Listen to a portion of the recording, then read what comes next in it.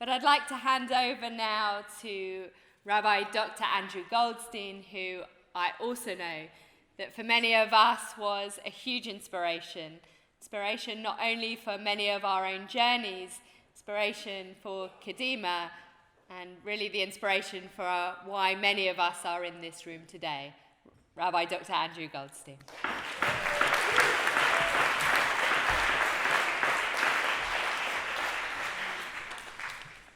Wow, this place certainly beats the Montague Centre, doesn't it? And we have to thank Simon Bencher for getting us into this wonderful place, and we'll be here again next year, Simon, so get the candles ready.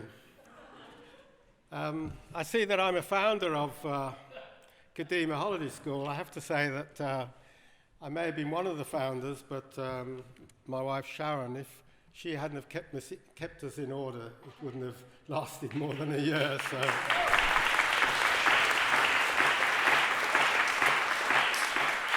And as we've already seen on that wonderful video, times are a-changing, and some of the older people will know where that comes from.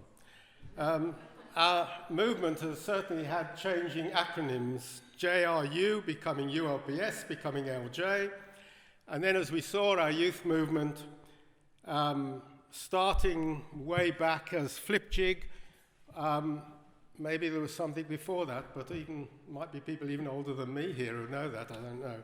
But then it became Obstnik, and then LJY-Netzer, and then LJY-Netzer, and names change. And like all good organizations, we also have changed, and it's vital and alive to make it vital and alive if we're going to do that. And certainly LJY-Netzer is thriving at this moment. And this evening is partly here, as well as having a good time, to make sure that that goes on and the organization and all its activities go from strength to strength. Well, how it's changed. You can see the change in the photographs. When I got involved in youth work in the 1960s, I suppose it was, the average age of participants in youth clubs and activities was 25. And men wore jackets and ties, even to informal activities like a ramble. And I suspect the young people don't know what a ramble is anymore. My own first, and I suspect Sharon was there too, venture was to a so-called youth event. It was a trip down from Birmingham to Ealing Liberal Synagogue for a table tennis tournament. We came by train, of course, because we Brummies couldn't afford a car, and we were amazed that the affluent Londoners, when they came up for the return match, seemed to have cars. You just didn't in those days. My first residential weekend must have been in 1964, and I saw a picture of it earlier. They were held at some 1950s style holiday camps with wooden huts. It was known that I was going to the Leobeck College, and so I was charged with doing the Sabbath, as we called it in those days, the Sabbath morning service. Well, I created a service, typing it out on a Gestetner wax skins. I'm sure the LJY-Netzer kids have never heard of a Gestetner, but there I was, and we hand-collated and stapled quarto paper, and I was quite proud of myself. But somehow, the early Saturday program overran. And so I was told, there's no time for a service, and so it was scrapped. And they say we were more religious in those days than now. The first couple of Kadimas, we said a short grace after meals, but only on a Shabbat. Soon, and now it has become almost as popular as a Kadima song. Oh Kadima, I must say, were the happiest days of my rabbinate. And memories of our educational programs that won international awards give me the greatest pride.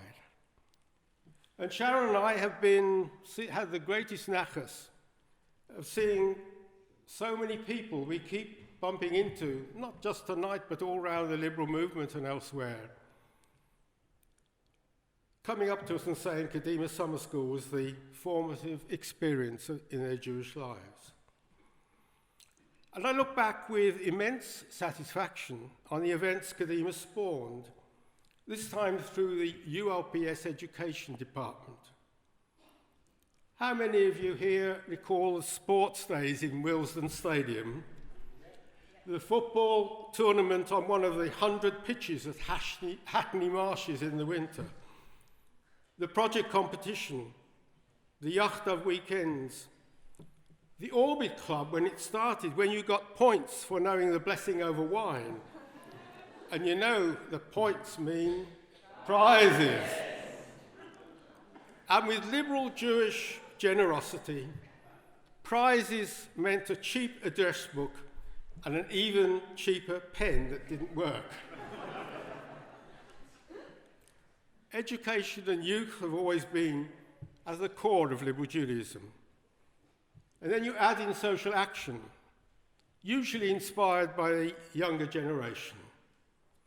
And it was they who invented the key phrase, Tikkun Olam, not that Dr. Matuk and our other founders were not also completely involved in all aspects of social justice.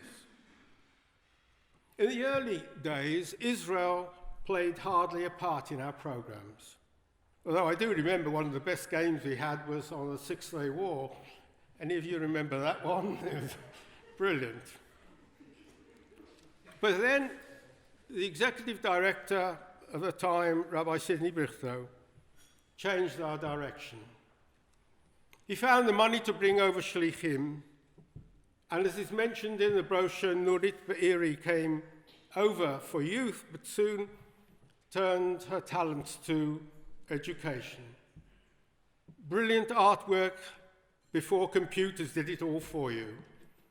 She illustrated the Haggadah and shtetl illustrations, Yachtav program, and it was youth and education combined as a parallel youth movement took over.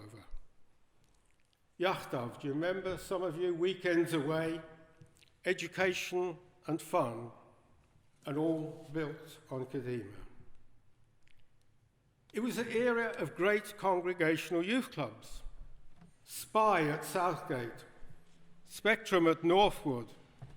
Can you recall any other great? Square One, the LJS, were others. Yeah, those were the days of the youth club. But the times were changing, and youth clubs went into decline. He's here tonight, Paul Goldsmith, once put his finger on it for me. He said he once went every Sunday because the youth club had a 2-deck disco unit and a quarter-size snooker table and a computer that you could play games on. But then everyone had them in their bedroom. You didn't need it anymore. Times have changed. Cheders have declined, replaced by Jewish day schools. But it is essential that we provide a liberal education for those who go to a Jewish school and those who don't. And that is why LJ needs to revive a dedicated education department. And for adults, long ago there was a thriving evening institute where the old Montague Centre that was packed every week with scores of adults seeking Jewish knowledge. And it's time to revive this activity. U3A and JW3, more acronyms, prove that adults of all ages do enjoy and do crave Jewish education if offered in a quality format. After all, Elu Hadvarim, these are the things that gave the greatest Jewish merit, and Talmud Torah Keeged Kulam. Study of Judaism and knowledge of Judaism is the stuff that makes adults, youth, all ages into proper Jews. And I can vouch, it maybe did all start with Kadima, but it continued. the Israel experiences, and all that LJY-Netzer now offers. And once I recall that it was our generation, but it gives me such great pride and pleasure to see these fine young people who will be the future leaders of our movement. Our grandchildren are fifth generation Liberal Jews, and I hope that that will continue, and that all came through education, the inspiration of these young people, and even some of the rabbis who it inspired.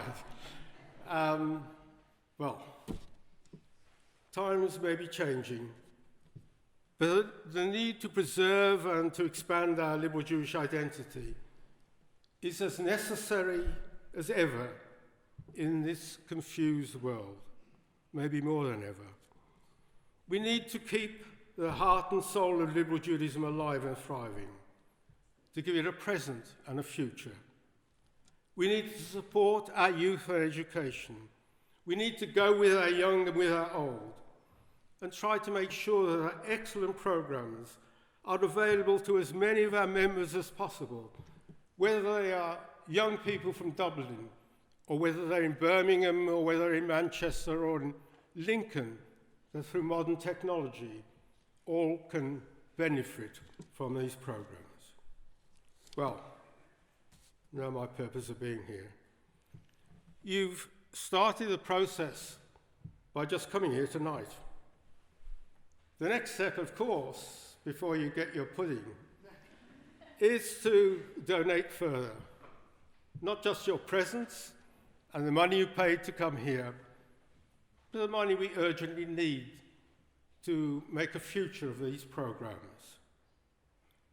You could have read all about it in the brochure, but I'm sure the conversation and the meal was so good you didn't have time for that. Do take them home and read about our past and our future and our plans. But there's also in there a little leaflet that asks you to donate. We liberal Jews, it's not our style to ask somebody here to stand up and say, I'm going to become a platinum member, or a gold, or a silver. We're not going to even ask you, we're not going to name names of people who donate £100 a month, or 50, or whatever you can. But we do ask you, after this wonderful evening, and hopefully being inspired by what you heard from the young people, and not put off by me, that you decide that you do want to be part of liberal Judaism's future, both for the young and for the not so young. And therefore, you have on your tables some, inside the brochure, these cards.